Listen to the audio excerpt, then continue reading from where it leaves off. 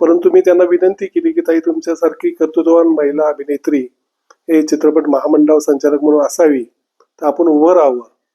नंतर ताईंनी 2 दिवस त्यावर विचार केला, अनेकांची चर्चा केली आणि नंतर ताईंनी होकार दिला. कारण नसताना नीलमताई शिर्के यांचे कुठलाही दोष नसताना त्यांच्यावर दोषारोप करण्यात आले, अनेक आरोप करण्यात आले. नमस्कार, मी मेघराज आजी भोसले, अध्यक्ष अखिल भारतीय मराठी चित्रपट महामंडळ.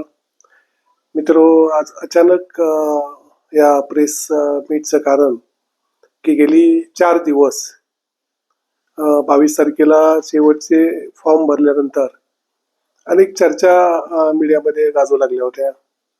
या चर्चांना कुठेतरी पूर्णविराम मिळाला पाहिजे, यासाठी मी गेले 2 दिवस याच्यावर पूर्ण सर्वांशी संपर्क साधत होतो. आमचा पॅनल प्रामुख्याने सर्वसमावेशक असावा आणि वेगवेगळ्या विभागातून वेगवेगळ्या शहरातील लोकांना प्रतिनिधित्व मिळावं. जे लोक खरोखरच चांगले काम करतात, भले ते वेगळ्या पॅनलमध्ये असेल तरी त्यांनी एकत्र पॅनल करावा, या माध्यमातून या पॅनलची आम्ही एकत्रीकरण केलं होतं आणि त्या दृष्टीने सर्वांशी चर्चा करूनच फॉर्म भरले होते. हा फॉर्म भरत असताना अभिनेत्री विभागामध्ये प्रामुख्याने अनेक अभिनेत्रींची मी गेली 8 दिवस चर्चा करत होतो, ज्या दिवशीपासून इलेक्शन डिक्लेअर झालं. परंतु असंख्य अभिनेत्री या आपल्या बिझी शेड्यूलमुळं यात उभ्या राहण्यास तयार नव्हत्या. अशा वेळी आदरणीय नीलमताई शिर्के यांच्याशी मी संपर्क साधला. त्याही पूर्णपणे बिझी आहेत, नाट्य परिषद, बालरंगभूमी परिषद यामध्ये काम करत असताना. परंतु मी त्यांना विनंती केली की ताई तुमच्यासारखी कर्तृत्ववान महिला अभिनेत्री हे चित्रपट महामंडळ संचालक म्हणून असावी, तर आपण उभं राहावं. नंतर ताईंनी 2 दिवस त्यावर विचार केला, अनेकांची चर्चा केली आणि नंतर ताईंनी होकार दिला आणि शेवटच्या दिवशी 22 तारखेला मी ताईंचा फॉर्म कोल्हापूर येथे जाऊन भरला. त्यानंतर असं समजलं की आदरणीय वर्षाताई उसगावकर, ज्या आमच्या संचालिका आहेत, यांनी फॉर्म त्याच दिवशी संध्याकाळी भरला. त्यामुळे निश्चितच मीडियामध्ये वेगवेगळी चर्चा चालू झाली आणि ह्या अभिनेत्री गटामध्ये जे आतापर्यंत कोणीच फॉर्म भरला नव्हता, ती दुरंगी लढत ह्यात होईल असं दिसू लागलं.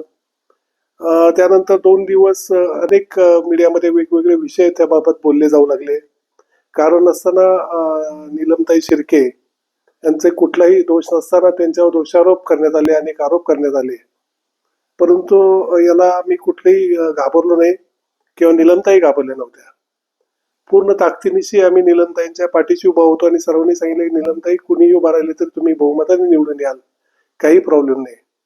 नीलमताईंनाही तेवढा सर्वे केल्यानंतर पूर्ण खात्री होती की आपला विजय निश्चित आहे. परंतु ज्यावेळेस त्यांना वर्षा उसगावकरांचं नाव समजलं तर त्यांना थोडं खंत वाटली की एवढ्या सिनियर अभिनेत्रीच्या विरोधात मी काय इलेक्शन लढू.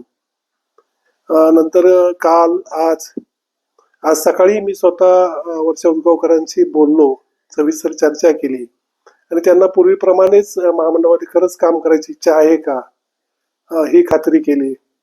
वर्षाताईंशी बोलल्यानंतर वर्षाताईंनी सांगितलं की निश्चित मला आवडेल परत काम करायला, परंतु यासाठी नीलमचा फॉर्म मागे घ्यायला नको. नीलमचा काही विचार आहे ते सांगा. नंतर मी नीलमताईंशी बोललो. नीलमताई म्हटल्या नाही, वर्षाताई इंटरेस्टेड असतील तर निश्चित वर्षाताईंना पहिला प्रेफरन्स द्या. मग या दोघींशी मी एकत्रित चर्चा घडवून आणली. या चर्चेने असं ठरलं की नीलमताई म्हटल्या नाही, यावेळेस वर्षाताईंना उभे राहून द्या, मी त्यांच्यासाठी उमेदवारी अर्ज मागे घेत आहे. मी आत्ताच आपल्यासमोर नीलमताईचं पत्रही याबरोबर जोडत आहे. नीलमताई ज्या शिर्के, ज्या अतिशय चांगल्या अभिनेत्री आणि संचालिका म्हणून काम करणार होत्या, त्या स्वतःहून चौकशीने कुठल्याही दबावाला बळी न पडता किंवा कुठलाही विचार न करता फक्त वर्षाताईंसाठी उद्या सकाळी माघार घेणार आहेत. उद्या सकाळपासून माघार घेण्याची प्रोसेस चालू होते. मी नीलमताईंचं आभार मानतो. निश्चितच नीलमताईंचे या फॉर्म आम्ही उद्या सकाळी माघारी घेतोय आणि वर्षाताई यांना बिनविरोध निवडून देत आहोत. धन्यवाद.